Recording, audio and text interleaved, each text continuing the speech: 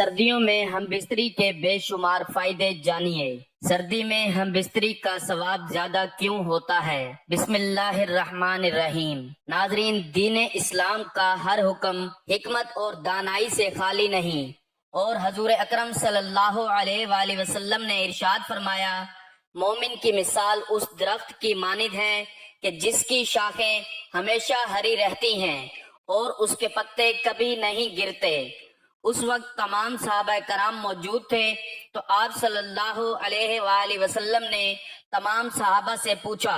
بتاؤ وہ درخت کون سا ہے؟ تو تمام صحابہ کرام خاموش ہو گئے، جبکہ حضرت عبداللہ بن عمر رضی اللہ تعالی عنہ فرماتے ہیں کہ مجھے اس درخت کے بارے میں علم تھا، میں چاہتا تو حضور اکرم صلی اللہ علیہ وآلہ وسلم کی بارگاہ کے اندر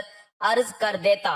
لیکن صحابہ کرام علیہم رضوان کا حیا کرتے ہوئے میں خاموش ہو گیا، جس پر حضور اکرم صلی اللہ علیہ وآلہ وسلم نے خود ہی ارشاد فرمایا کہ اس درخت کا نام کھجور ہے، جو کہ ہمیشہ سرسبز و شاداب رہتی ہے اور اس کے پتے پورا سال نہیں گرتے۔ اسی طرح سے مومن کا ہر وقت ذکر بلندی اور عروج پر ہوتا رہتا ہے، اور اس کے اعمال ہمیشہ ہرے بھرے رہتے ہیں، اور اگر اسے کوئی نعمت پہنچتی ہے تو وہ شکر ادا کرتا ہے جس پر اسے ثواب عطا کیا جاتا ہے، اور اگر اسے کوئی مصیبت یا پریشانی آتی ہے تو وہ اس پر صبر کرتا ہے جس پر بھی اسے ثواب عطا کیا جاتا ہے۔ ناظرین محترم، یہ بات یاد رکھیں کہ مومن کو ہر جائز کام کے بدلے میں ثواب و اجر عطا کیا جاتا ہے، کیونکہ ہر کام میں انسان کا نفس اپنی حکومت اور امر کو منوانا چاہتا ہے، لیکن جب بندہ مومن اپنی خواہش کو چھوڑ کر اللہ تبارک و تعالی کا حکم مانتے ہوئے سنت نبوی صلی اللہ علیہ وآلہ وسلم کی روشنی میں وہ کام کرتا ہے، یعنی اپنے نفس کو چھوڑ کر اللہ عز و جل کی بات مانتا ہے، اس کو اپنی خواہش چھوڑنے کی وجہ سے ثواب عطا کیا جاتا ہے۔ پیارے دوستو، حضور اکرم صلی اللہ علیہ وآلہ وسلم نے ارشاد فرمایا کہ جو کام جتنا مشکل ہوتا ہے اس کا ثواب ہی اتنا زیادہ ہوتا ہے، چنانچہ سردی کے موسم میں عبادت کا ثواب اور بھی بڑھ جاتا ہے، جیسا کہ حضرت علی رضی اللہ تعالی عنہ سے روایت ہے کہ مجھے گرمی کے روزے اور سردی کا وضو کرنا بہت زیادہ محبوب ہے، کیونکہ گرمی میں روزے رکھنا اور سخت ٹھنڈک میں وضو کرنا انسان پر بہت زیادہ بھاری ہوتا ہے، اور انسان کا نفس ہرگز اس بات پر راضی نہیں ہوتا، چنانچہ انسان کو گرمی کے روزے اور سردی کے وضو میں سخت مشقت اٹھانا پڑتی ہے، جس کے نتیجے میں انسان کو 2 گنا ثواب ملتا ہے۔ اسی وجہ سے حضرت علی رضی اللہ تعالی عنہ ان کو بہت پسند فرمایا کرتے تھے۔ ناظرین محترم، اسی طرح سے مرد و عورت کے لیے سردیوں میں جل کے ٹھنڈ اور سردی کی وجہ سے انسان کا کسی کام کرنے کو دل نہیں کرتا، لیکن اپنے آپ کو گناہوں اور غلط خیالات سے بچانے کے لیے ایک دوسرے کے حق زوجیت کو ادا کرنے کا بھی بہت زیادہ ثواب ہوتا ہے۔ چنانچہ اگر کوئی بیوی صرف اپنے شوہر کے دل کو خوش کرنے کے لیے اور اس کو گناہوں سے بچانے کے لیے اپنی خواہش نہ ہونے کے باوجود اپنے شوہر سے جنسی تعلقات قائم کرنے کے لیے راضی ہوتی ہے اور اپنے آپ کو پیش کرتی ہے، تو اس کو کئی گنا ثواب ملے گا۔ ایک تو اپنی خواہش کو اللہ تبارک و تعالی کی رضا کے لیے قربان کرنے کا ثواب ملے گا، اور قرآن پاک میں اللہ تبارک و تعالی نے ارشاد فرمایا، اور اللہ تبارک و تعالی کی رضا بہت بڑی چیز ہے، اور دوسرا ثواب نیکی پر مدد کرنے کی وجہ سے حاصل ہوگا، کیونکہ اللہ تبارک و تعالی نے قرآن پاک میں ارشاد فرمایا، اور ایک دوسرے کی نیکی اور تقوی پر مدد کرو۔ تیسرا ثواب اپنے شوہر کے دل کو راضی کرنے پر ہوگا، کیونکہ روایات میں آتا ہے کہ فرائض کے بعد سب سے افضل اور ثواب کا کام مومن کے دل کو خوش کرنا ہے، اور چوتھا ثواب اپنی شرمگاہ کو حلال جگہ پر استعمال کرنے کا ہوگا۔ ایک مرتبہ حضور اکرم صلی اللہ علیہ وآلہ وسلم تشریف فرما تھے کہ آپ صلی اللہ علیہ وآلہ وسلم نے ارشاد فرمایا کہ مومن کی شرمگاہ کے اندر بھی صدقہ ہے، یعنی کہ ثواب ہے۔ تو پاس موجود صحابی نے پوچھا، یا رسول اللہ صلی اللہ علیہ وآلہ وسلم، یہ کیسے ہو سکتا ہے؟ اور ہم میں سے اگر کوئی اپنی خواہش کے ساتھ اپنی بیوی کے پاس آئے تو کیا اس پر بھی ثواب ہے؟ تو حضور اکرم صلی اللہ علیہ وآلہ وسلم نے ارشاد فرمایا، جی ہاں، اگر وہ اپنی شرمگاہ کو حرام جگہ پر استعمال کرتا تو کیا اس پر اس کو عذاب نہیں ہوتا؟ تو اس صحابی رضی اللہ تعالیٰ عنہ نے عرض کی کہ کیوں نہیں،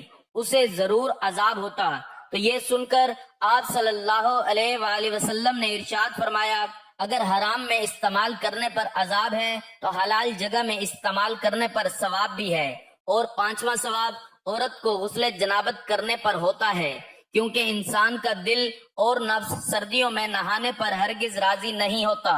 ٹھنڈے پانی اور سردی سے انسان کو تکلیف محسوس ہوتی ہے، مگر پھر بھی بندہ نہ چاہتے ہوئے اللہ اور اللہ کے رسول صلی اللہ علیہ وآلہ وسلم کے حکم کو مانتے ہوئے غسل جنابت کرتا ہے۔ چنانچہ اللہ اور اس کے رسول صلی اللہ علیہ وآلہ وسلم کی اطاعت کرنے کی وجہ سے بھی انسان کو ثواب ملتا ہے، کیونکہ قربت کے بعد غسل جنابت کا حکم اللہ اور اس کے رسول صلی اللہ علیہ وآلہ وسلم نے دیا ہے۔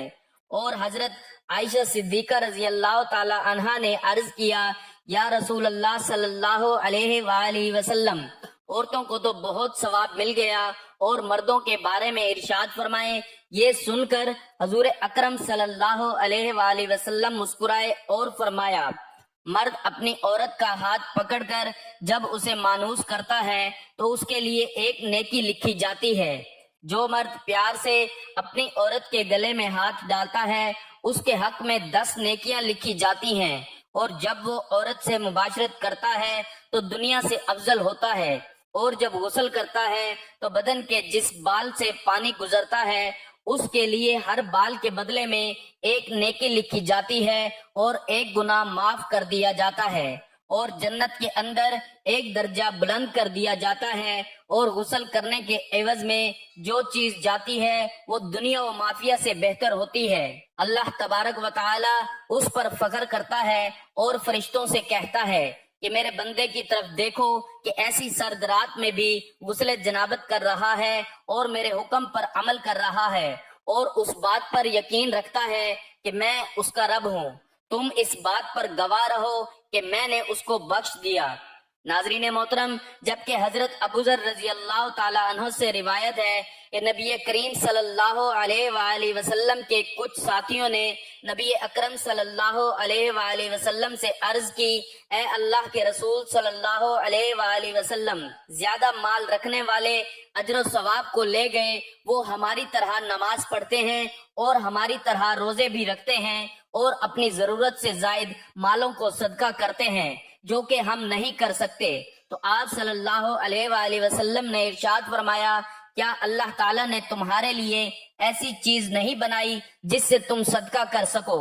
بے شک ہر دفعہ سبحان اللہ کہنا بھی صدقہ ہے، اور ہر دفعہ اللہ اکبر کہنا بھی صدقہ ہے، اور ہر دفعہ الحمدللہ کہنا بھی صدقہ ہے، اور ہر دفعہ لا الہ الا اللہ کہنا بھی صدقہ ہے۔ نیکی کی تلقین کرنا بھی صدقہ ہے، اور برائی سے روکنا بھی صدقہ ہے، اور بیوی سے مباشرت کرتے ہوئے تمہارے عضو کے اندر بھی صدقہ موجود ہے۔ پیارے ناظرین، اسلام ایک مکمل مذہب ہے جس نے انسان کو ہر شعبے میں ہدایت عطا کی ہے۔ رسول مقبول صلی اللہ علیہ وآلہ وسلم جو کہ آخری رسول اور نبی ہیں اور قیامت تک آنے والے تمام انسانوں کے لیے نمونہ ہیں، لہذا اللہ تبارک و تعالی نے قرآن مجید میں ارشاد فرمایا، بے شک تم لوگوں کے لیے اللہ کا رسول بہترین نمونہ تھا، یعنی آپ صلی اللہ علیہ وآلہ وسلم تمام لوگوں کے لیے نمونہ ہیں۔ اس لیے آپ صلی اللہ علیہ وآلہ وسلم نے زندگی کے ہر شعبے میں انسان کی رہنمائی کے لیے بہترین نمونے چھوڑے ہیں، جن کو اختیار کر کے مسلمان دارین کی کامیابی حاصل کرتا ہے، اس دنیا میں سکون کی زندگی گزار سکتا ہے اور آخرت میں اللہ کے جوار رحمت میں جگہ اور مقام بھی حاصل کر سکتا ہے۔ آج کے مسلمانوں نے رسول اللہ صلی اللہ علیہ وآلہ وسلم کے طریقہ کو بھلا رکھا ہے، اور جب ان کے سامنے یہ بات آتی ہے کہ فلاں کام کرنے یا نہ کرنے کا حکم اللہ اور اللہ کے رسول صلی اللہ علیہ وآلہ وسلم نے دیا ہے تو وہ عجیب و غریب نظروں سے دیکھنے لگتے ہیں۔